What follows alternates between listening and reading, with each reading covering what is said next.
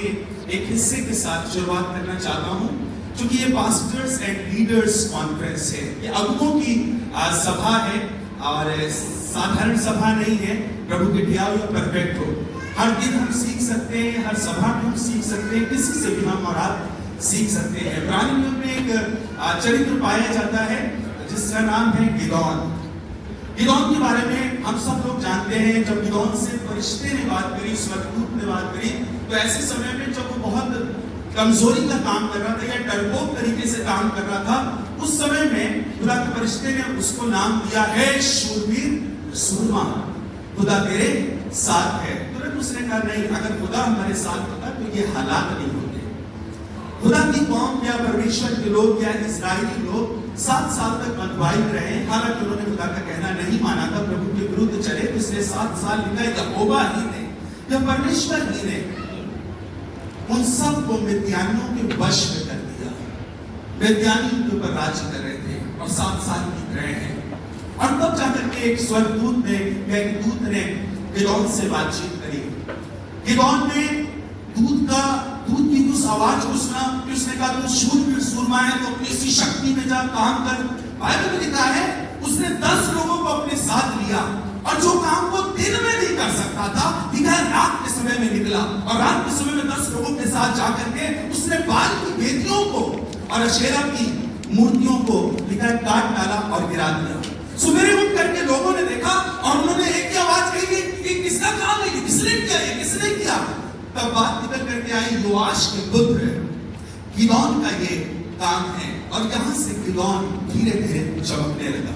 फिर आप सबको मालूम है आगे इस गिदोन की स्टोरी में कि एक जगह पर 300 लोगों का चुनाव करके खुदा के सहायता से उसने एक बड़ी जंग लड़ी और उसमें भी वो जीत गया। आप गिदोन की हिस्ट्री को पढ़ेंगे न्यायों की किताब में 6 अध्याय 7वें अध्याय 8वें अध्याय में गिदोन जीतता चला जा रहा है, जीतता चला जा रहा है, जीतता चला जा रहा है।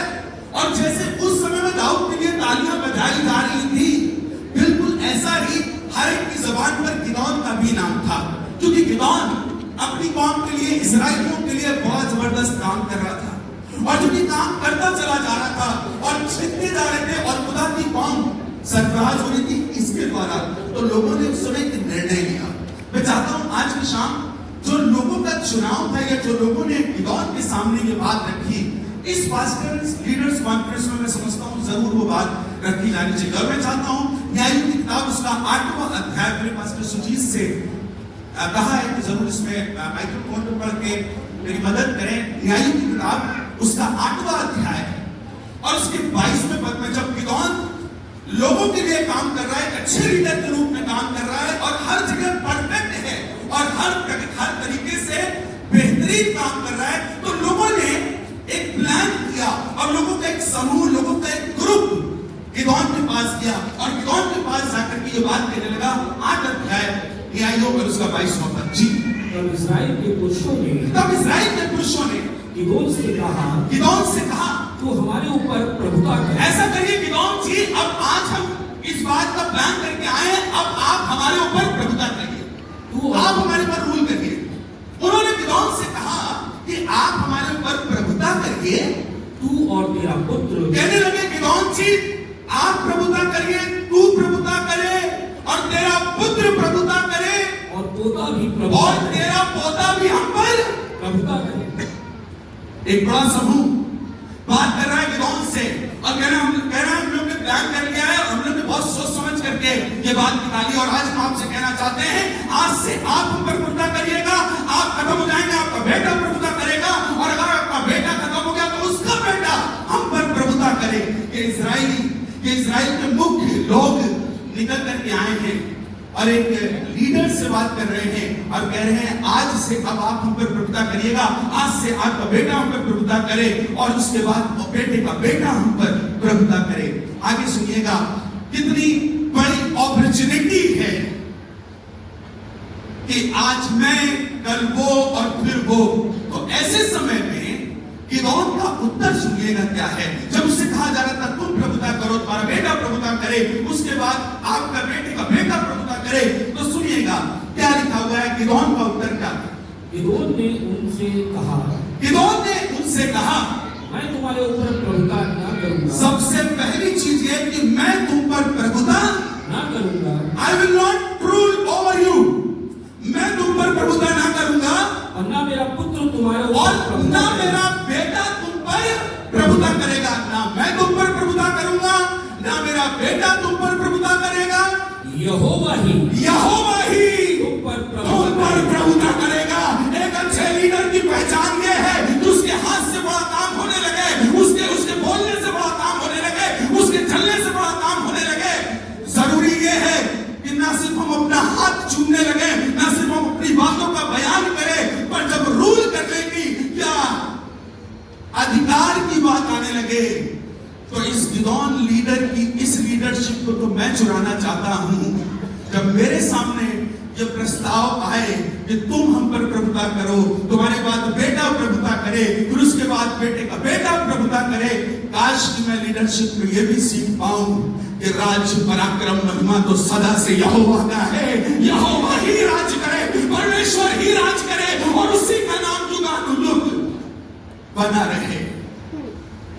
कई बार जब हम धीरे धीरे ऊंचाइयों में आते हैं, मनुष्य है ये कॉर्नर खड़ा तो हो ही जाता है, ये जबान फिसल तो जाती है, बड़ी बड़ी बातें भी निकल जाती हैं। पर बाइबल ऐसे खात्मों से, खुदा के रूह से भरे लोगों, खुदा के रूह से भरे हुए लोगों से भी भरी हुई है, जो समय समय पर हमारी अगुवाई करते हैं।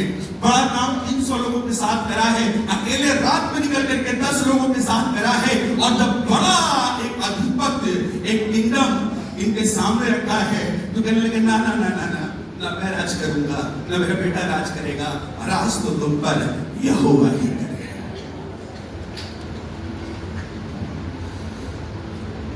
मैं चाहता हूं न्यू टेस्टामेंट से यूहन्ना की एक टेस्टिमनी आपके सामने रखूं, और इस शुरुआत ही ये है, इसका टाइटल है यूहन्ना की गवाही।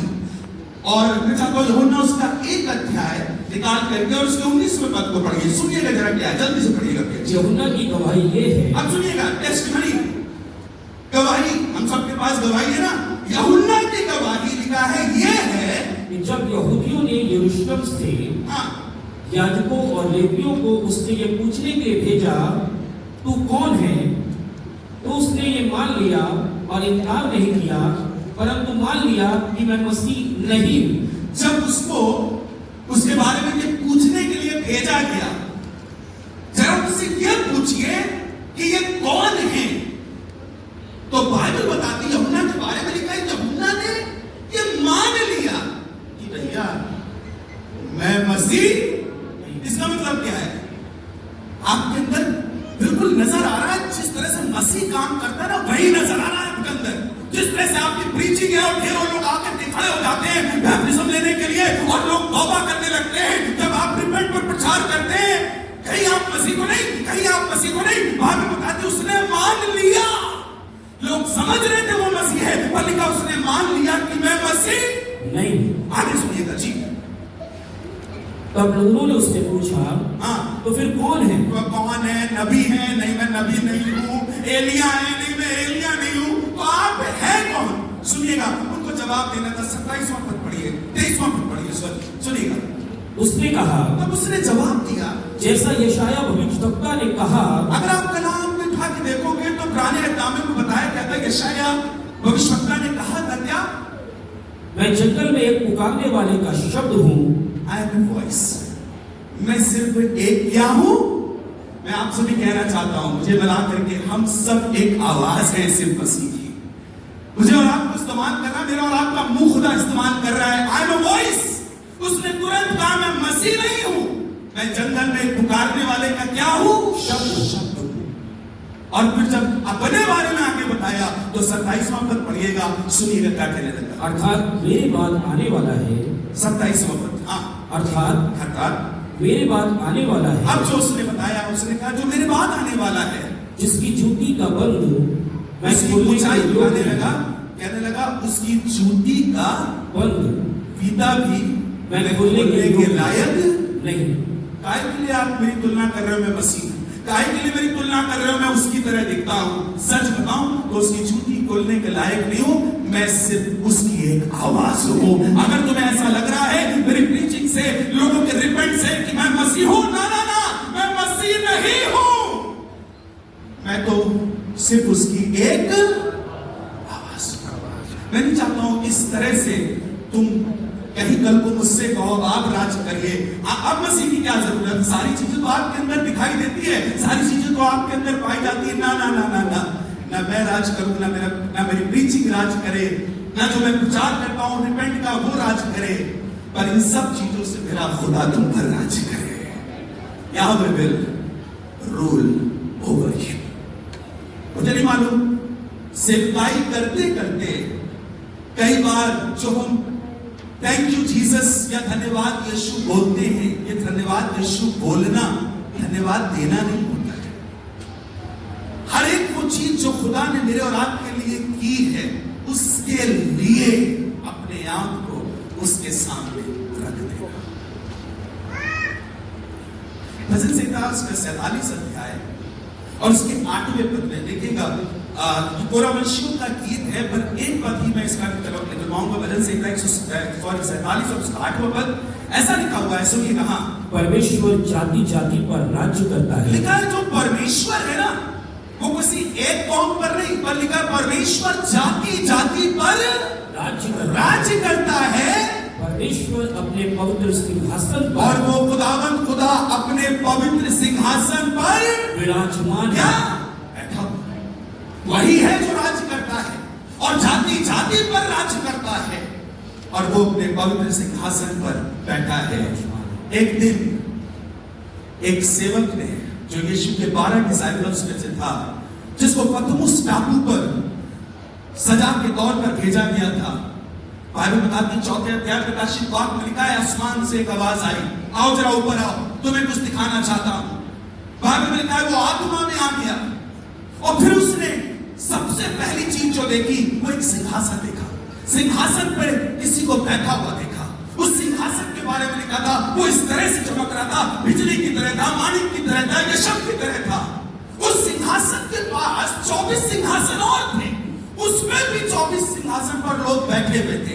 उनके बारे में लिखा उनके सर पर मुकुट था, पर बाइबल बताती है, उसमें पढ़ लीजिएगा आगे जाकर के, लिखा है जैसे ही इन्होंने उसको देखा तो लिखा है 24 प्राचीनों ने उठ करके बैठ करके अपना जो मुकुट था, लिखा है उसके पैर पर रख दिया और उन्होंने एक ही बात बोली।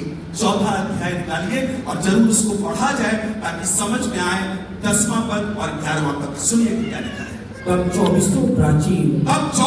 प्राचीन सिंहासन पर बैठने वाले के सामने गिर पड़ेंगे। सिंहासन के बैठने वाले के क्या सामने गिर पड़ेंगे। गिर पड़े। हमेशा याद रखिएगा, कहते हैं ना जब ऊंट पहाड़ के नीचे आता है तब पता चलता है कि ऊंचा कौन है। लिखा है तब 24 सिंहासन पर बैठने वालों ने अपने सामने उस सिंहासन पर बैठे हुए प्रभु को देखा। सुनिएगा क्या लिखा है, और उसी जो युगानुयुग जीवता है प्रणाम करेंगे और वे अपने अपने मुकुट सिंहासन के सामने ये कहते हुए डाल देंगे।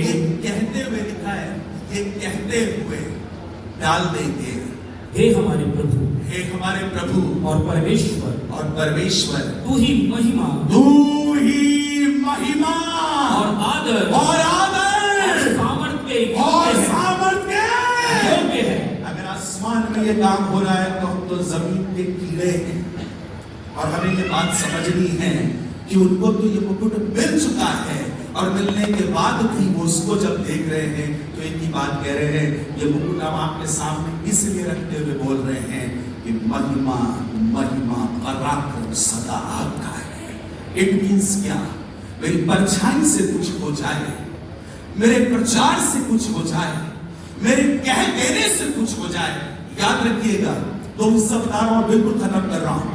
नए एहकामे में हमको मालूम है पतरस जिस समय मंदिर में गया, गेट पर उसने एक जन्म के लंगड़े को देखा और उसने कहा सोना चांदी मेरे पास नहीं है, जो हमारे पास है वो तुम्हें देते हैं, यीशु मसीह नासरी के नाम में उठ और चल। बाइबल में लिखा तुरंत उस लंगड़े के पैर में बल आ गया। उछलने लगा, नाचने लगा, कूदने लगा। कोई बात नहीं, बात खत्म हो गई। पतरस अंदर इबादत करने के लिए गया। लिखा है वो दौड़ करके वो व्यक्ति इनके पीछे आया और लिखा है हाथ पकड़ करके ये वहीं खड़ा हो गया।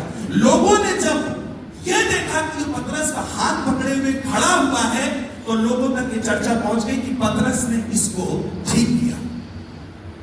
जब हम 18वें अध्याय 14वें अध्याय में 8वें पद में देखते हैं तो यही काम पौलुस ने भी किया। लुस्त्रा एक जगह में कि एक जन्म का लंगड़ा बैठा हुआ था, पौलुस प्रचार कर रहा था और वो बड़े गौर से सुन रहा था। टकटकी लगा करके पौलुस ने देखा कि इसको चंगा हो जाने के जैसा वो भी कह रहा था, विश्वास है। तुरंत पौलुस ने उससे कहा अपने पांव के बल खड़ा हो जा।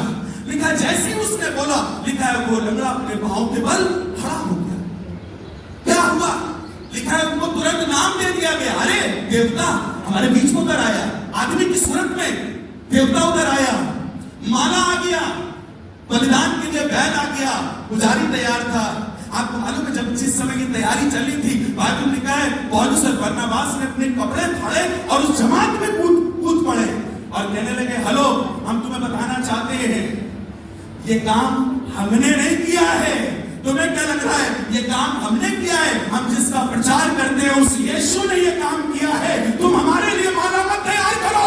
राज करे तो वही राज करे जो इस नगर में हुआ है, वो उसके द्वारा हुआ है।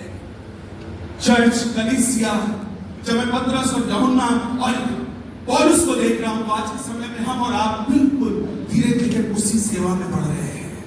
Assembly of believer church in India की तरक्की का कारण ही यही है कि कभी किसी एक ने राज नहीं करा है, हमेशा खुदा की चर्चा होती रही है और ये कलीसिया दिन प्रतिदिन बढ़ती चली जा रही है। कोई इस हॉल में रात्रि जाने से पहले आज कन्फेस करे पवित्र आत्मा से कि खुदावंद मुझे माफ कर दे अगर मैंने अपने चर्च में कलीसिया में लोगों पर राज करा हो। आज मैं गिदोन की तरह कहना चाहता हूँ, मैं नहीं, मेरा बेटा नहीं, बेटी का बेटा नहीं, पर खुदा ही सब पर राज करे। God bless you.